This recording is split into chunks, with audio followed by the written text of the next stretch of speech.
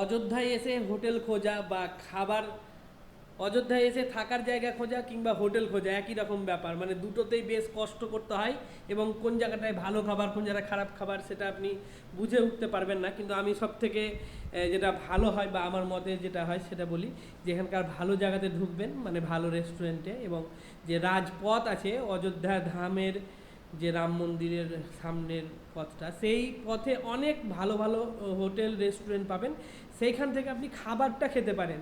আর ধর্মশালা তো আপনি যে কোনো আপনার মনের মতন, মানে আপনি যদি বাজেট চান তাহলে বাজেটটা করতে পারেন, আপনি যদি বলেন যে না আমি বাজেটের মধ্যে নেব না, তো সেই ধরনেরও কিন্তু এখানে হোটেল এবং যে ধর্মশালা সেগুলো রয়েছে।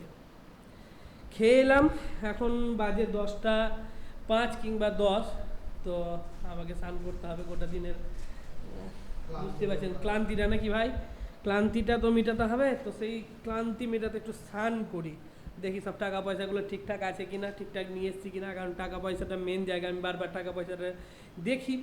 তো বেশিরভাগই আপনারা এখানে এলে যদি মনে করেন যে আমি পুরোটাই ক্যাশে আনবো, তাও আনতে পারেন, আবার যদি মনে করেন না আমি অর্ধেক ক্যাশে এবং অর্ধেক আমি ইন্টারনেট ব্যবস্থার মাধ্যমে পে করব, তাও কিন্তু আপনি করতে পারেন, সেই সব সুযোগ সুবিধাগুলোও কিন্তু রয়েছে।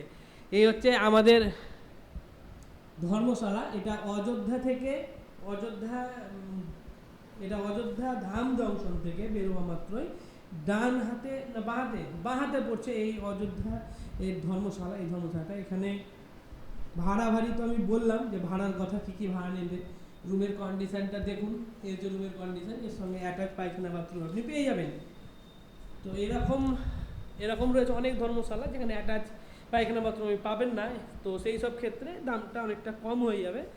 আপনি নিচেও বেড করে শুতে পারেন, কিংবা এই দেখুন এদের মতো কিন্তু 100 কিংবা 150 টাকা ভাড়া দিয়েও আপনি কিন্তু এখানে মেঝেতে থাকতে পারেন। তো যাই হোক, আজকে রাতের যে ব্লগটা এখানে শেষ করছি, আর দেখি যদি সরজু নদীর ঘাটটা আমরা করতে পারছি আমি আর এই ভাই মিলে, তো হয়ে যাবে নাকি ভাই, যাওয়া। চলো তাহলে আমরা একটু স্নান করে নিই, যে সরজু নদীর ঘাটটাকে একবার কমপ্লিট করে আসার চেষ্টা করবো, ততক্ষণে ওরা যা খুশি করুক। সরজু নদী।